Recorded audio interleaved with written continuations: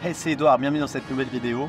Aujourd'hui, je vais répondre à la question, est-ce que ça vaut vraiment la peine de s'endetter pour acheter un bien immobilier et pourquoi est-ce qu'on n'achèterait pas ça cash? Peut-être que vous confrontez la situation où vous avez hérité d'un certain patrimoine, hérité d'un certain montant et vous avez la possibilité d'acheter soit plusieurs appartements, des petits appartements de rendement, soit un appartement mais cash. Et plusieurs fois on m'a posé la question, mais dans le cas où on aurait l'argent à disposition pour acheter cash, pourquoi est-ce qu'on le ferait pas? Parce que c'est vrai que quand on achète cash, on n'a pas besoin de payer des intérêts, on n'a pas besoin d'amortir la dette et on n'a pas de contraintes avec la banque. À première vue, ça pourrait être intéressant, ça pourrait paraître intéressant, mais si vous creusez un petit peu plus, vous avez quand même vachement d'avantages à être endetté. La première chose à regarder, c'est la rentabilité. Est-ce que c'est plus intéressant vraiment d'acheter un appartement cash sans avoir de dette, ou bien d'acheter plusieurs appartements avec l'effet de levier de la banque? Vous pouvez faire les calculs que vous voulez, mais grâce à l'effet de levier de la banque, les revenus que vous allez générer sur fonds propres, la rentabilité sur fonds propres de votre investissement va forcément augmenter massivement quand vous achetez des appartements avec le financement. C'est toujours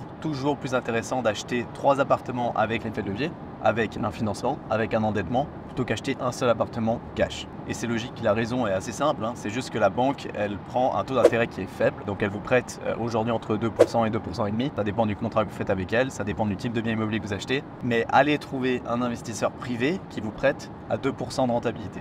Personne ne vous prête de l'argent aussi pas cher, c'est pour ça que la banque c'est intéressant et c'est pour ça qu'on passe tous par des banques pour faire des financements. Donc ça c'était le point essentiel pour moi, toujours plus intéressant d'acheter plusieurs biens immobiliers qu'un bien immobilier, vous avez une meilleure rentabilité, c'est obligatoire. Le deuxième élément, c'est les avantages fiscaux de l'endettement. En Suisse, le système est fait pour que vous restiez endetté, le système est fait pour être endetté à titre privé et donc vous avez beaucoup d'avantages fiscaux de faire un endettement. Quand vous êtes propriétaire d'un bien immobilier, vous allez payer quand vous achetez, vous allez payer des impôts quand vous possédez et vous allez payer des impôts quand vous vendez. Soit vous payez tout le temps. Donc s'il y a bien une partie qui est intéressante à optimiser, c'est la fiscalité. Quand vous achetez, vous n'avez aucun moyen d'optimiser cette fiscalité. Ma foi, vous allez payer ce qu'on appelle les droits de mutation. C'est un impôt à l'acquisition et vous ne pouvez pas faire de miracle. Vous êtes obligé de les payer et vous ne pouvez pas les optimiser. Quand vous vendez, vous allez payer l'impôt sur le gain immobilier. Là, ça peut être intéressant, vous avez des déductions à avoir et donc ça vaut la peine d'être déjà un peu plus informé. Par contre, là, vous avez une vraie plus-value à être endetté fiscalement, c'est pendant la durée de possession du bien immobilier. Pourquoi? Eh bien simplement parce que quand vous possédez, vous allez payer l'impôt sur la valeur locative, vous allez payer l'impôt foncier et vous allez payer l'impôt sur la fortune. Si vous achetez un bien immobilier pour du rendement, vous n'allez pas payer la valeur locative, vous allez payer l'impôt sur les revenus. Simplement des revenus supplémentaires que vous allez générer et puis être imposé sur ces revenus. Mais l'avantage de l'endettement, c'est que tous les intérêts passifs que vous allez payer à la banque, ces fameuses charges d'intérêt, les charges financières que vous allez payer à la banque, eh bien vous allez pouvoir les déduire des revenus que vous allez générer. Ça veut dire qu'on va prendre vos revenus à vous, les revenus générés par l'état locatif du bien immobilier. Si c'est une société, on va prendre les bénéfices de la société et on va déduire les intérêts passifs que vous allez payer à la banque. Donc si vous générez 10 000 francs de revenus d'état locatif net par année et puis que vous payez 3 000 francs d'intérêt, eh bien vous aurez 7 000 francs de revenus imposables. En plus de ça, je l'ai dit avant, vous payez l'impôt sur la fortune quand vous êtes propriétaire d'un bien immobilier et si vous êtes endetté, vous allez réduire l'impact fiscal de l'augmentation de la fortune par l'acquisition d'un bien immobilier. Donc si vous achetez un appartement à 700 000 francs par exemple, qui fiscalement vaut 600 000 francs, c'est la fameuse valeur fiscale, vous avez des avantages fiscaux avec l'immobilier, déjà parce que l'État vous impose sur une valeur fiscale qui n'est pas forcément la valeur vénale, donc la valeur d'achat que vous allez payer vous, littéralement. Si votre valeur fiscale est à 600 000, votre fortune va augmenter de 600 000. Et puis vous pouvez déduire de cette fortune de 600 000 le montant de la dette que vous avez contractée. Si vous avez une dette de 500 000 sur votre acquisition, eh bien vous avez une augmentation de fortune réelle de seulement 100 000 francs. Ce qui est intéressant parce que potentiellement, vous aviez mis 200 000 francs de fonds propres dans l'acquisition. Et donc vous aviez avant une fortune de 200 000 francs de fonds propres. Grâce à l'immobilier et aux avantages fiscaux, vous allez passer à une fortune de 100 000 francs. Vous allez même réduire votre imposition sur la fortune grâce à l'immobilier. Donc quand même vous avez déjà un double avantage fiscal ici avec l'imposition sur la valeur locative qui est réduite ou respectivement les revenus grâce aux intérêts passifs payés et puis vous avez l'avantage fiscal de l'impôt sur la fortune. Maintenant vous allez me dire ouais mais en gros c'est sortir l'argent d'une poche à la place de sortir l'argent d'une autre poche.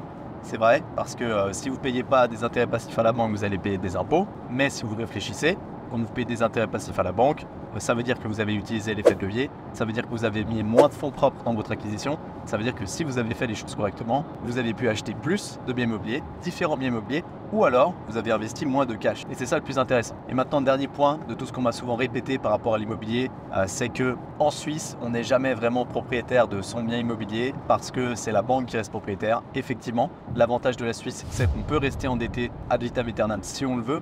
Donc on a deux systèmes d'endettement, enfin deux catégories d'endettement en Suisse en immobilier. Votre dette, elle est divisée en deux, c'est le premier rang et le deuxième rang. Le deuxième rang, c'est toute la partie qui est amortissable, qui est remboursable, que vous allez devoir rembourser à la banque. Et puis premier rang, c'est toute la partie que vous ne remboursez jamais à la banque. Vous n'êtes pas obligé de rembourser votre dette à la banque. Donc c'est bien parce que vous pouvez garder les avantages fiscaux tout en gardant plus de cash pour vous et puis pour pouvoir le réinvestir ailleurs. C'est plutôt un avantage. Et pour cette phrase qui dit qu'on n'est jamais vraiment propriétaire en Suisse, pourquoi est-ce que c'est faux? Et c'est vraiment faux. C'est parce que premièrement, vous êtes inscrit comme seul propriétaire au registre foncier. Quand vous êtes propriétaire d'un bien immobilier, la banque n'est pas inscrite comme propriétaire au registre foncier. Elle a juste sa cédule hypothécaire qui est mentionnée dans les gages immobiliers de l'extrait du registre foncier. Mais surtout, quand vous achetez une maison à 1 million qui prend 50% de valeur en quelques années et puis qu'elle passe de 1 million de valeur à 1,5 million, eh bien les 500 000 francs de plus-value sont que pour vous. La banque ne prend pas un pourcentage, ne prend pas 1 franc de cette plus-value. C'est félicitations, vous avez investi dans l'immobilier en Suisse, c'était une bonne idée et puis vous avez bien investi.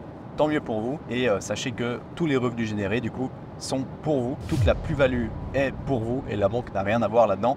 Donc c'est pour ça que vous êtes seul et unique propriétaire de votre bien immobilier en Suisse. Ce n'est pas la banque, ce n'est pas qui que ce soit. Donc effacez ça, liquidez ça de votre tête, de votre cerveau. Voilà, j'espère que cette vidéo aura rendu plus clair du coup l'intérêt de s'endetter dans l'immobilier en Suisse. Pourquoi est-ce que ça vaut la peine de contracter une dette et puis d'utiliser l'effet de levier de la Suisse. Il faut savoir d'ailleurs que les taux d'intérêt en Suisse sont parmi les plus faibles de cette planète Terre. On est aujourd'hui entre 2% et 2,5%.